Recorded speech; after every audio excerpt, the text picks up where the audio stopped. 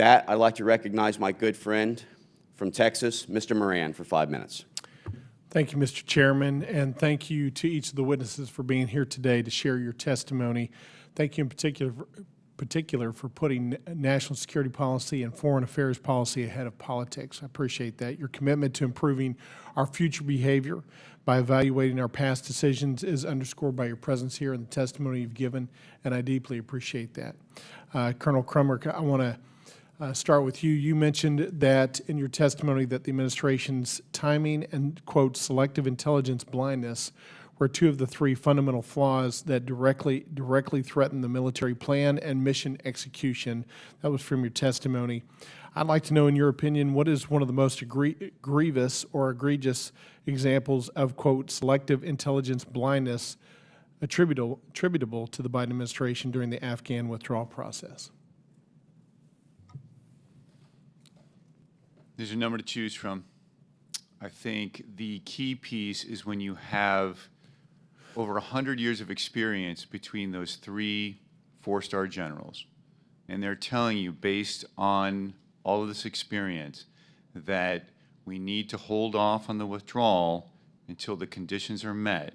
And these are the reasons why, operationally and based on the entire intelligence community telling you that this needs to follow the conditions. When that was not followed and the decision was to go to this diplomatic island in Kabul, at that point, it was the biggest mistake made by the administration. They should have listened to those that had been living it, those that had to endure the losses there, and failure to do so was catastrophic. And the reason why we put those conditions in such agreements is because if they're not followed, then the obligation for our activity then goes away. It's a basic principle of law in any contract. There's conditions preceding. If those are not fulfilled, then the other party does not have to fulfill its commitment or obligations. And in this case, you're saying we just ignored the fact that they didn't fulfill their conditions preceding. Is that true? That is correct. Well, that is correct. You also said it's well known that between May and October is Afghanistan fighting season, and the Taliban are at their strongest. In the strategic plans for withdrawal that were offered to the administration, was this a well-known reality related to the administration? Absolutely. There's 20 years of experience, the Afghan fighting season. Everyone was aware of it. But it seems like in their execution of plans, they ignored that reality. Would you agree with that? Absolutely.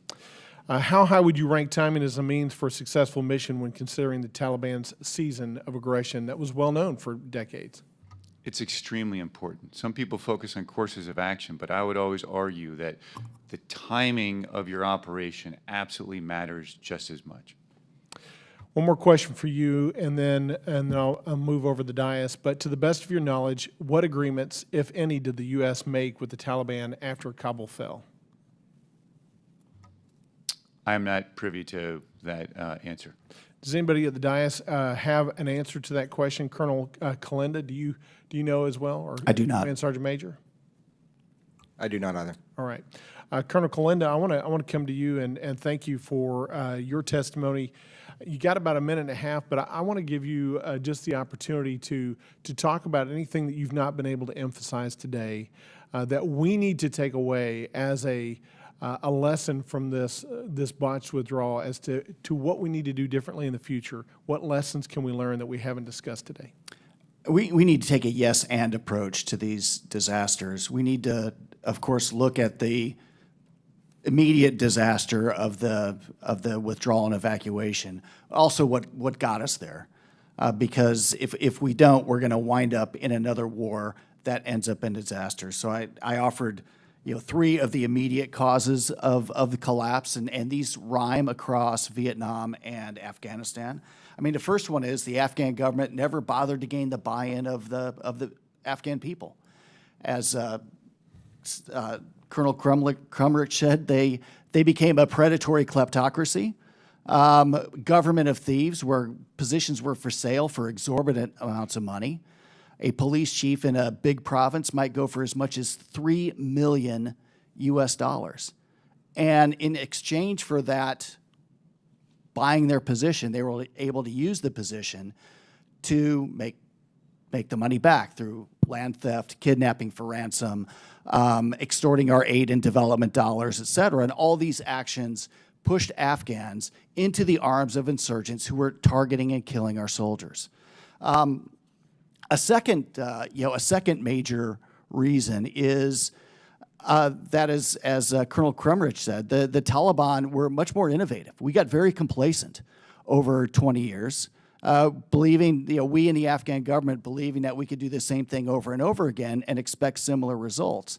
But when the Taliban are innovating, militarily, politically, diplomatically, eventually by the summer of 2021, they had the upper hand. And sadly, many Afghans saw the Taliban as the lesser of two evils. And third and finally is we have got to create some sort of doctrine that helps us build developing world militaries much more effectively. We can't afford to make them in our own image and likeness. It doesn't work. There are other models that would have made the Afghan military more sustainable, able to stand on its own and not simply collapse like a house of cards. That's our fault, and we should fix that. Thank you, gentlemen. Mr. Chairman, I yield back.